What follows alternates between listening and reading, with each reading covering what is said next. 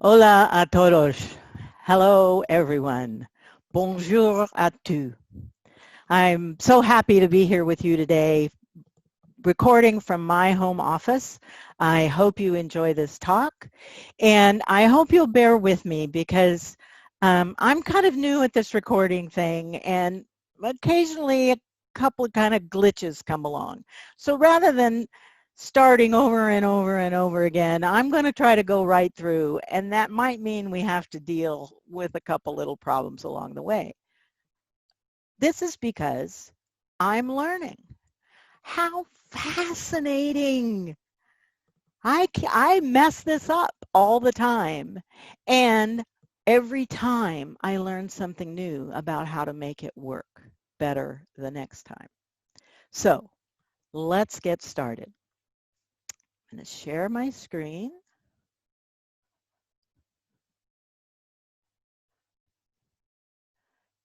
And I'll do that. Then I'll get this going. And here we go. I am really so happy to talk to you today about team fluency through 3 lenses and 5 rules. These lenses and rules move our teams to accelerating learning and improvement. There's my life history captured in the models that I've created. This spans over 35 years here. The common thread in all of these is an intense interest in learning, how it happens, how to support it in myself and others, and maybe it's because I come from a family where my strongest role models were intensely curious teachers. So how many of you spend significant time thinking about your own learning and how that works? And how many of you spend significant time thinking about your team's learning needs and challenges and approaches? If so, you're in the right place. Something to keep in mind as we go along is that we learn in the direction of our questions. When we learn something new, it changes us. We can never go back to be the person we were before. And once we make a change, like improving how we work together, we become aware of the next thing to learn. It's an ongoing cycle of life and of learning. And asking a question is the beginning of learning and change. Questions start the cycle. The 3 lenses I referred to that we'll use to discover more about team fluency and improvement are the stances for learning. Learning takes courage to stand up for learning, to be curious, to admit we don't know. It takes compassion for ourselves and others because learning can be challenging. And it takes confidence. We need to be confidently secure in our ability to learn whatever's needed. And I'll go over the 5 rules to support continuous learning and improvement that help with that. And now, a few relevant quotes. Melissa Daimler's quote comes from an article on leadership, and we're all leaders from where we sit. We need courage to learn, to examine our surroundings, and to question the status quo, and to understand team and organizational learning as well as individuals. Because as Melissa says, learning has to become less about the kind of learning done in a training session or a classroom and more about creating a work environment that supports and encourages learning. One that's less about individuals learning new skills on their own and more about using their environment to learn. And that means learning from one another as a team. Next, Edwards Deming makes it clear when he referred to a different crisis post-World War II than the one we face today. In order to survive, we must have the courage to step into the new and to learn how to learn together. Learning is not compulsory. We don't have to learn. Neither is survival. Only if we want to survive the current crisis and the new realities and the new normal it brings. I do. I assume you do too. For our last quote, why does this take courage? Well, if 2020 has taught us nothing else, we've learned that the future is upon us. As Chip Bell writes, antiquated is just around the corner and obsolete is just down the hall. And they are heading our way. Collaboratively learning and developing fluent proficiency in the skills that we need, developing co-intelligence in our teams is the only reasonable response. What people see you do is far more important than what they hear you say. So if you want team members to be learners, each of us must have the courage to be a visible learner, to model learning, or as Chip Bell put it, learn out loud. I love that phrase. We have to step outside of our longing for the old status quo, the old normal, into something quite new. How do we face our personal and organizational fear of not knowing, of the known and unknown unknowns? We must summon the courage to let go of our longing for the predictable and our desire to conform to the past. We have to be willing to unlearn, to let go of our assumptions, and recognize that becoming curious and asking questions about a possible future means admitting what we don't know, what we haven't learned yet. We must develop the willingness to say, I don't know, let's find out together. And to avoid the traps of relying on what we know that is no longer accurate, relevant, timely, useful, or effective. It takes courage, but not only courage to step into learning. We also need compassion. We need compassion for ourselves and others as we step into learning, as we create the environments for learning and agility. We need to pass the learning on as if it were a relay race. As leaders, we discover that we are more powerful role models when we learn than when we teach. That's adapted from Rosabeth Cantor, very wise woman. Just wrote a book called Think Outside the Box. Compassion helps us to see that teams of learners create more satisfying results in products and services, towards strategic objectives, when faced with challenges, and when influencing each other.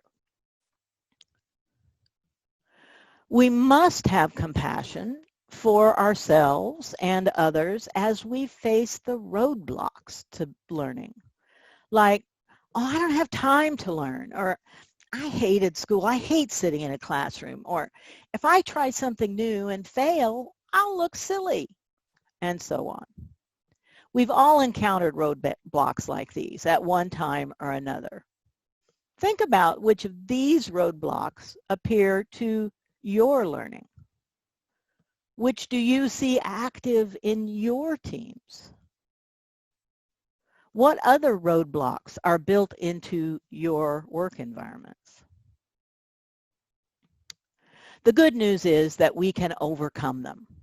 There are lots of ways, and many of these will also build stronger teams in general, not just for learning. So wonder, play, reflection, conscious risk-taking, inventive irreverence, prioritizing learning as part of the work, only because it is, sharing team member passion areas for learning, partnering, pairing, working in an ensemble, and many more. Take a moment to write down what you can do to overcome your team's roadblocks to learning.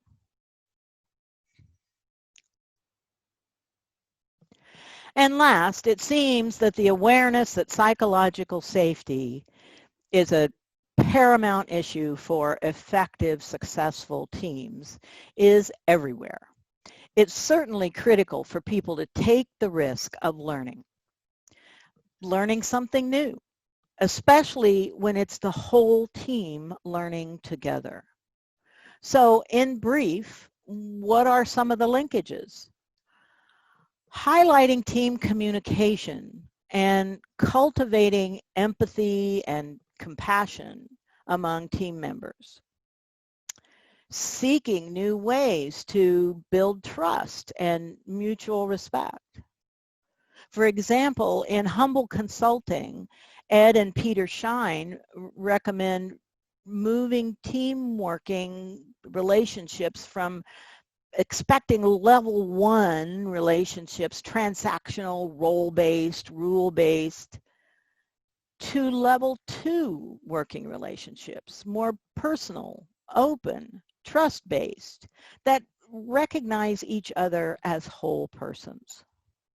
Actually, I like to use the market of skills activity in team chartering to promote this. It works pretty well. We need to share both the fears that we often keep under the table and hidden, and our hopes and aspirations that we dream about in the clouds.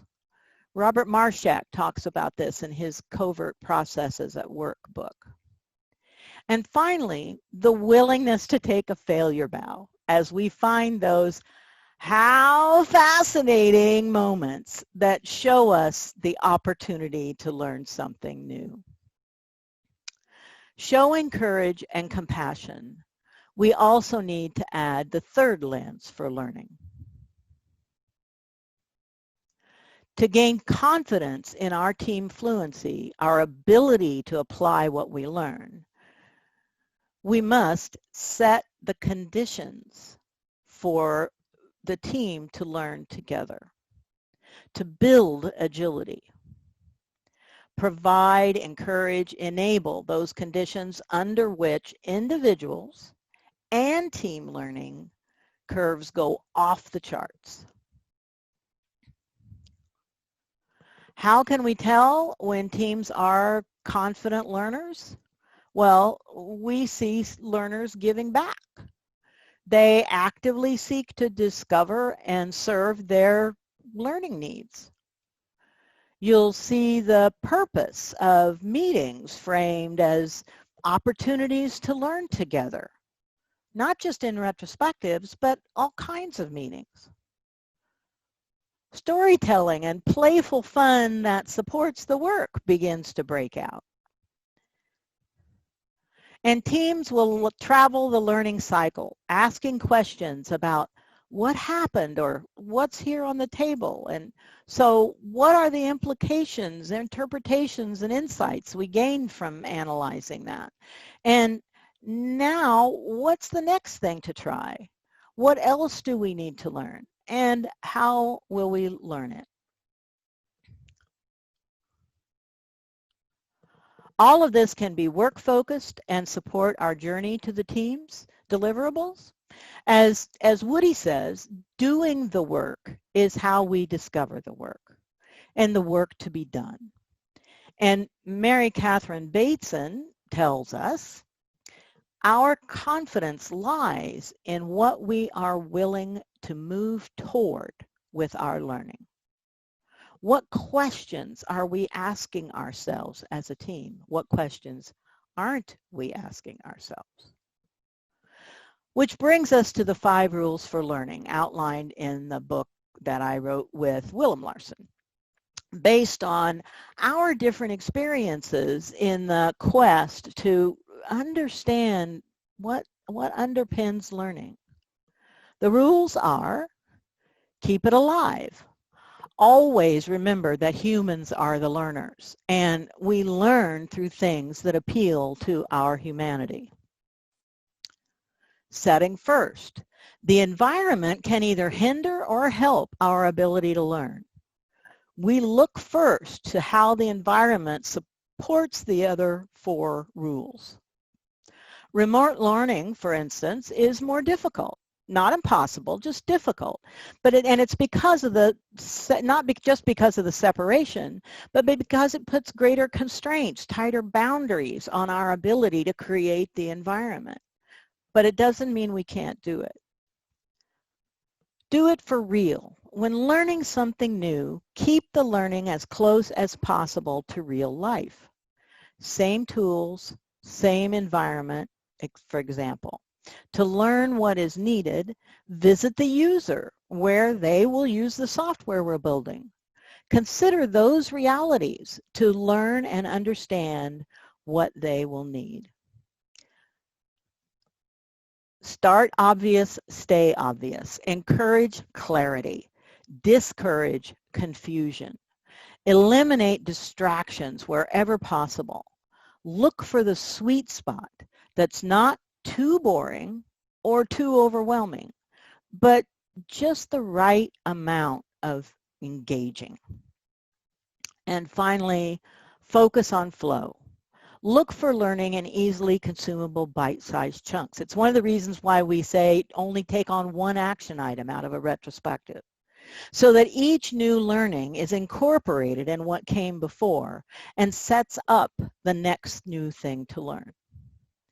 These rules apply to individuals, small groups, and large groups like orgs. They apply to ourselves when we manage our own learning, and they apply when we want to support the learning of others.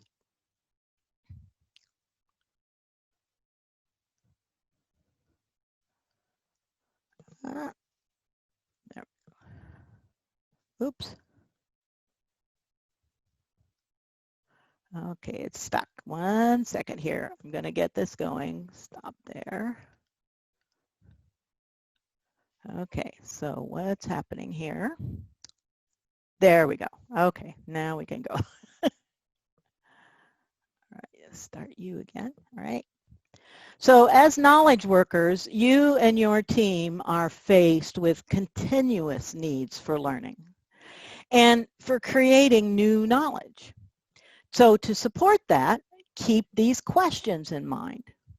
When you're starting something new, when you're starting new teams, when you're creating a virtual or physical workspace, whenever and wherever learning will happen, ask these questions. How can we create more aliveness here? How can we set up an environment more conducive to learning? How can we come closer to the reality of what we need to learn? How can we make what we need to learn more obvious? And how can we create greater flow by sizing and sequencing what's needed to learn? I use my fingers to count those off. Oh, it's going to do this again. Stop there. And right, okay. Here we go. So ask provocative questions and perpetually experiment. What is your hypothesis? What did you learn this week? How will you apply it? What did you learn that could benefit the team? What have you learned that was unexpected or surprising? How have you shared all these things? What do you hope to learn next?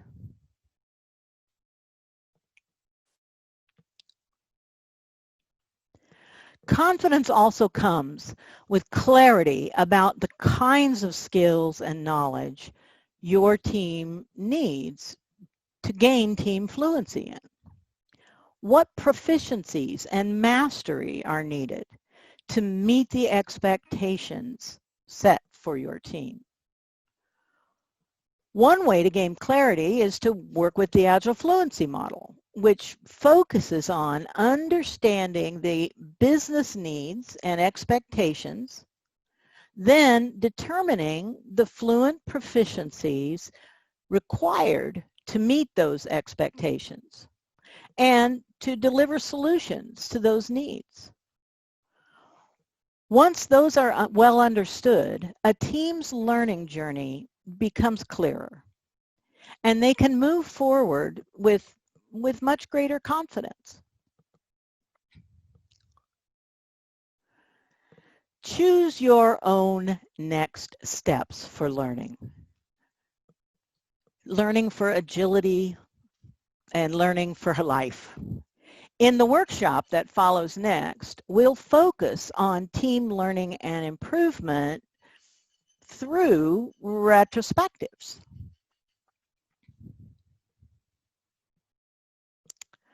And thank you so much for joining me in this talk. I hope I'll see you in the workshop.